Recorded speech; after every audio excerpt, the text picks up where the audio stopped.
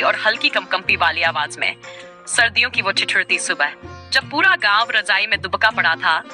ठंडी हवा खिड़कियों को थपथपा रही थी। कोहरा इतना घना था कि सामने कुछ भी दिखना मुश्किल। लेकिन एक घर में हलचल थी। सुनीता, रामदीन जी की बहू, धीरे से कंबल हटाती है।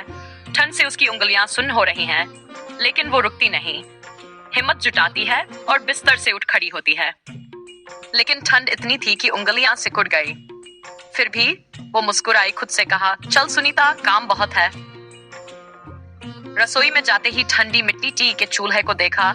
लकड़ियां गीली थी, लेकिन हार मानना उसके बस की बात नहीं थी। धीरे धीरे फूंक मारी, लकड़ियों को रगड़ा और आखिरकार आग जल उठी।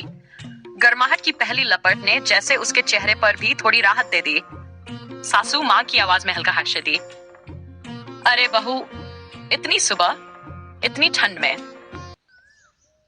मां जी, घर के सब लोग उठेंगे, उन्हें गर्म चाय चाहिए होगी, बाबूजी पूजा करेंगे और फिर काम तो कभी रुकता नहीं है ना। अरे बेटा, तुझे देख के तो हमें भी शर्म आ जाए। हमसे तो इतनी सुबह उठा ही नहीं जाता। हल्की हलचल, मंदिर की घंटी बजने की। सुनीता ने दिया जलाया। पूरे घर में भजन की मधुर आवाज गूंज उठी। धीरे धीरे सबकी नींद टूटने लगी। ससुर जी ने चाय की चुस्की ली और मुस्कुराए कि भारी आवाज में, वाह बहू, ऐसी ठंड में भी इतनी जल्दी उठ गई। सच में घर में लक्ष्मी आई है। बाबूजी, घर वालों की खुशी में ही मेरी खुशी है। गांव की चाचियों की आवाज में, अरे रामदीन की बहू को देखा, इतनी मेहनती लड़की तो हमने पहले ही देखी। हमारी बहुएं तो अब तक सो रही हैं। पूरी अम्मा की धीमी और कांपती है, बेटा तूने तो मिसाल कायम कर दी। अब दूसरी लड़कियां भी तुझे देखकर जल्दी उठने लगी है।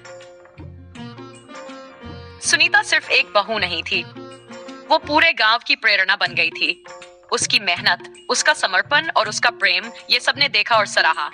और आखिर में वो साबित कर गई कि जब इंसान सच्चे दिल से मेहनत करता है तो उसका असर पूरे समाज पर पड़ता है। तो दोस्तों, हमें भी सुनीता से सीख लेनी चाहिए।